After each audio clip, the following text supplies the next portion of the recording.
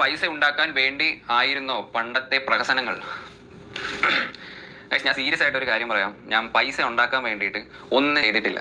ഞാൻ എന്നാ വീഡിയോ ഇട്ടെങ്കിൽ കൂടിയും, ഞാൻ ഒരു പ്രശ്നം പറയട്ടെ, എൻ്റെ ആ ഒരു വീഡിയോ ഇട്ടെങ്കിൽ കൂടിയും അതിന് 10ന്റെ പൈസ ഞാൻ ഉണ്ടാക്കിയിട്ടില്ല.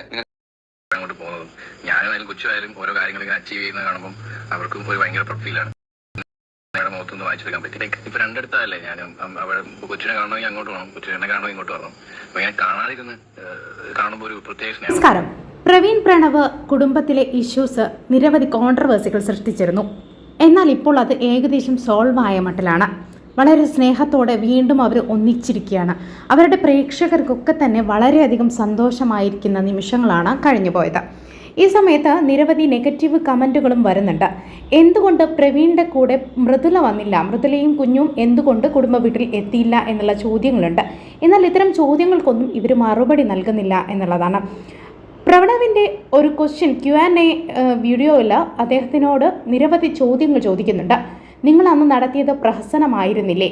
വെറുതെ ഒരു പ്രഹസനത്തിനും വീഡിയോ റീച്ചിനും വേണ്ടിയായിരുന്നോ അന്ന് കുടുംബ പ്രശ്നം വലിച്ചഴച്ചത് എന്ന ചോദ്യത്തിന് പ്രണവ് നൽകുന്ന ഉത്തരമുണ്ട്. നമുക്കതൊന്ന് കണ്ടു നോക്കാം. പൈസ ഉണ്ടാക്കാൻ വേണ്ടി ആയിരുന്നോ പണ്ടത്തെ പ്രഹസനങ്ങൾ? ഞാൻ സീരിയസ് ആയിട്ട് ഒരു കാര്യം പറയാം. ഞാൻ പൈസ ഉണ്ടാക്കാൻ വേണ്ടിയിട്ട് ഒന്നും ചെയ്തിട്ടില്ല. ഞാൻ എന്നാ വീഡിയോ ഇട്ടെങ്കിൽ കൂടിയും, ഞാൻ ഒരു പ്രശ്നം പറയട്ടെ, എൻ്റെ ആ ഒരു വീഡിയോ ഇട്ടെങ്കിൽ കൂടിയും അതിന് 10ന്റെ പൈസ ഞാൻ ഉണ്ടാക്കിയിട്ടില്ല. നിങ്ങൾക്ക് വേണമെങ്കിൽ ഞാൻ സ്ക്രീൻഷോട്ടോ സ്ക്രീൻ റെക്കോർഡോ ഞാൻ സൈഡിൽ വെക്കാം. അത് ഇനി ആര് വന്ന് എൻ്റെ അടുത്ത് പറഞ്ഞാലും ഞാൻ അത് അംഗീകരിക്കത്തില്ല. കാരണം എനിക്ക് പൈസയ്ക്ക് വേണ്ടിയിട്ട് ഞാൻ ഒന്നും ചെയ്തിട്ടില്ല. എനിക്ക് വേണമെങ്കിൽ അത് എത്രത്തോളം കണ്ടന്റ് ആക്കാൻ പറ്റുമെന്ന് എനിക്ക് നന്നായിട്ട് അറിയാം. ആ ഒരു സിറ്റുവേഷൻ യൂസ് ചെയ്ത് കണ്ടന്റ് ആക്കി പൈസ ഉണ്ടാക്കാനാണെങ്കിൽ എനിക്ക് ഇഷ്ടം പോലെ ഉണ്ടാക്കായിരുന്നു, ഉള്ള കാര്യം ഞാൻ പറയാം. പക്ഷേ ഞാനത് എനിക്ക് എൻ്റെ ആവശ്യമില്ല. എനിക്ക് അങ്ങനത്തെ പാഷൻ എനിക്ക് വേണ്ട. ഇപ്പോൾ ജീവിക്കുന്ന ജീവിതത്തിൽ ഹാപ്പിയാണോ? അതെ, ഞാൻ ഹാപ്പിയാണ്. ഇപ്പൊ പ്രശ്നമൊന്നുമില്ല. ഒരു നോർമൽ ലൈഫിലോട്ട് പോകുന്നുണ്ട്. അഡ്ജസ്റ്റ് ആയി കേട്ടോ. ശരിക്കും ആദ്യമൊക്കെ ഭയങ്കര ബുദ്ധിമുട്ടായിരുന്നു. വീട്ടിലെല്ലാവരും ഉണ്ടായിട്ട് ഇങ്ങനെ മാറി പോകുമ്പോഴൊക്കെ ശരിക്കും നമുക്ക് ഈ ഒരു വീട്ടിൽ ഇരിക്കാൻ പറ്റത്തില്ല. നമുക്ക് ഓരോ ഓർമ്മകൾ ഇങ്ങനെ കടന്നു വന്നുകൊണ്ടിരിക്കും. അപ്പോൾ ആ ഒരു സംഭവമൊക്കെ ഓവർകം ചെയ്യാനൊക്കെ ഭയങ്കര ബുദ്ധിമുട്ടാണ്. പ്രവീൺ ചേട്ടനെ മിസ് ചെയ്യാറുണ്ടോ? ഇപ്പൊ സംസാരിക്കാറൊക്കെ ഉണ്ടല്ലോ, ഇപ്പം കുഴപ്പമില്ല. പ്രേക്ഷകരുടെ ഇഷ്ടപ്പെട്ട യൂട്യൂബ് ചാനലായിരുന്നു പ്രവീൺ പ്രണവ്. എന്നാൽ പെട്ടെന്ന് ആ ഒരു കുടുംബത്തിൽ ചില പ്രശ്നങ്ങൾ ഉണ്ടാവുകയും അത് സോഷ്യൽ മീഡിയയിൽ വന്ന് പറയുകയും നിരവധി കോൺട്രവേഴ്സികൾ ക്രിയേറ്റ് ചെയ്യുകയൊക്കെ ചെയ്തു. ഒടുവിൽ പ്രവീണ് തൻ്റെ ഭാര്യയുമായിട്ട് മൃദുലയുമായിട്ട് മറ്റൊരു വീട്ടിലേക്ക് താമസം മാറുകയാണ് ചെയ്തത്. കുഞ്ഞ് ജനിച്ചതിന് ശേഷം അവരൊരു വീട് എടുത്ത് പുതിയ വീട്ടിലേക്ക് താമസം മാറുകയും ചെയ്തു. എന്നാൽ അപ്പോഴും ഇവരുടെ കോൺട്രവേഴ്സികൾ നിലനിന്നു. എന്നാൽ ഈ അടുത്ത് മൃദുലയുടെ ഫാദർ മരണപ്പെട്ടു. അറ്റാക്കായിട്ട് അദ്ദേഹം മരിക്കുകയുണ്ടായി. അതോടുകൂടി തൻ്റെ കുടുംബാംഗങ്ങൾ എല്ലാവരും ഒന്നിച്ചു.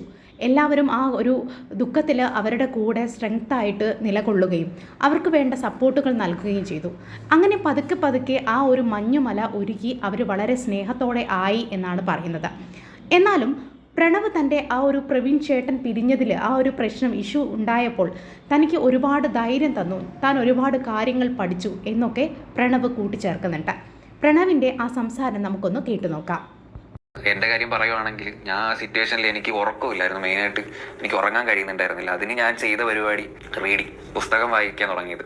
എനിക്ക് തീരെ ഉറക്കാൻ പറ്റില്ല. ഞാൻ 3-4 ദിവസമൊക്കെ ഞാൻ ഇങ്ങനെ ഉറങ്ങാണ്ട് ഇങ്ങനെ ഇരുന്ന ടൈമുകളുണ്ട്. ഉറങ്ങാൻ പറ്റില്ല. ഉറങ്ങി എങ്ങാനും ഒരു അരമണിക്കൂർ അങ്ങനെ കിടന്ന് ഉറങ്ങിക്കഴിഞ്ഞാലും പെട്ടെന്ന് നെഞ്ചിടിപ്പ് ഒരു അത് വല്ലാത്തൊരവസ്ഥ. അത് ഫീൽ ചെയ്തവർക്ക് അത് മനസ്സിലാകത്തുള്ളൂ. ഒരു ടെൻഷൻ സംഭവമുണ്ട്. ഉറങ്ങാനായിട്ട് ഞാൻ ചെയ്തത് മെയിനായിട്ട് പുസ്തകം വായന. എനിക്കത് പണ്ടേ ഉള്ളതാണ്.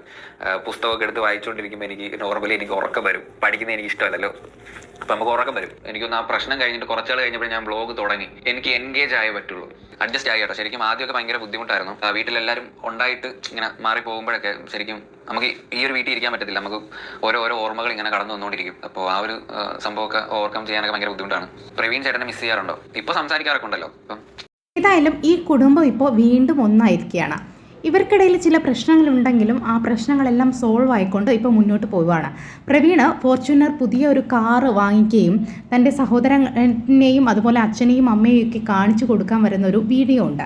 സത്യം പറഞ്ഞാൽ ഇവരുടെ ആരാധകരായ ആർക്കും കണ്ണു നിറയുന്നൊരു രംഗമാണിത്.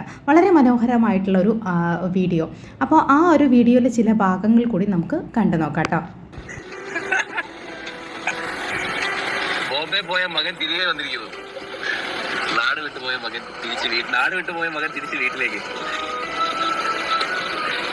എങ്ങനെയുണ്ട് വണ്ടി? എന്റെ അച്ഛൻ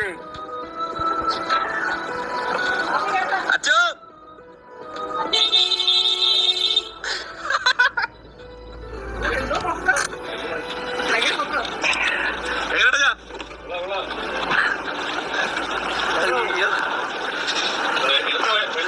ഇങ്ങോട്ട് വരുവാ.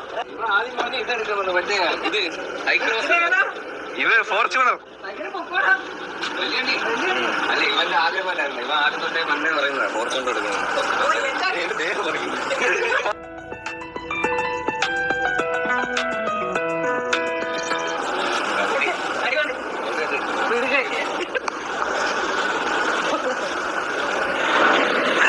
അല്ല ഇവ പണ്ടോട്ടേ പറയായിരുന്നല്ലോ വീഡിയോയിലായാലും ഏത് വണ്ടി എടുക്കണമെന്ന് പറയുമ്പോൾ ഫോർച്യൂണർ തന്നെ പറയുന്നത്. അങ്ങനെ നീണ്ട കാലങ്ങൾക്ക് ശേഷം ഇവരുടെ എല്ലാ പ്രശ്നങ്ങളും അവസാനിച്ചിരിക്കുകയാണ്. അവർ വീണ്ടും ഒന്നിച്ച് വളരെ സന്തോഷത്തോടു കൂടി വന്നിരിക്കുകയാണ്. രണ്ട് മക്കളും തിരികെ കിട്ടിയ ഒരു സന്തോഷമാണ് ആ അച്ഛൻ്റെയും അമ്മയുടെയൊക്കെ മുഖത്ത് കാണുന്നത്. പ്രവീണ പറയുന്നുണ്ട്, തൻ്റെ സഹോദരനെ കാണാൻ എനിക്ക് അവിടേക്ക് പോകണം, അവൻ എന്നെ കാണുന്നുണ്ടെങ്കിൽ ഇങ്ങോട്ട് വരണം, ഞങ്ങൾ ഒരുമിച്ചല്ല, പക്ഷേ ഒരുപാട് കാലത്തിന് ശേഷം ഒരുമിച്ച് കാണുമ്പോൾ ഒരു വല്ലാത്ത സ്നേഹമുണ്ട് എന്നാണ്. അതങ്ങനെയാണ്, രക്തബന്ധങ്ങൾ എത്ര മുറിച്ചിട്ട് കഴിഞ്ഞാലും അത് കൂട്ടിയോജിപ്പിക്കപ്പെടും എന്നുള്ളതാണ്. ആ ഒരു ബന്ധത്തെ ഒരിക്കലും ആർക്കും മാറ്റി എഴുതാൻ സാധിക്കില്ല എന്നുള്ളതാണ്. ഇവിടെ ഒരു ചോദ്യം വരുന്നത് മൃദുല എന്തുകൊണ്ട് കുഞ്ഞുമായിട്ട് ഇവിടേക്ക് വരാഞ്ഞത് എന്നാണ്. എന്നാൽ മൃദുല എന്ന് പറയുന്ന പെൺകുട്ടിക്ക് അല്ലെങ്കിൽ ഏതൊരു പെൺകുട്ടിക്കായാലും ഇത്തരത്തിലുള്ള ട്രോമയെല്ലാം അനുഭവിക്കുമ്പോൾ ഒരുപക്ഷെ ഇതെല്ലാം മറന്ന് പൊരുത്തപ്പെട്ട് മുന്നോട്ട് പോകാൻ ബുദ്ധിമുട്ടുണ്ടാകും. പ്രത്യേകിച്ച് അവർ ഡെലിവറി കഴിഞ്ഞ് വളരെ കുറച്ച് മാസങ്ങളെ ആകുന്നുള്ളൂ. അതുകൊണ്ട് തന്നെ അവൾക്ക് ഇതെല്ലാം പൊരുത്തപ്പെട്ട് പോകുക എന്നുള്ളതിന് സമയം കൊടുക്കേണ്ടതാണ്. തീർച്ചയായിട്ടും ഇതെല്ലാം മുറിവുകളെല്ലാം ഉണങ്ങി അവർ മുന്നോട്ട് വളരെ സ്നേഹത്തോടെ ഇനിയും പോകുമെന്ന് നമുക്ക് പ്രതീക്ഷിക്കാം.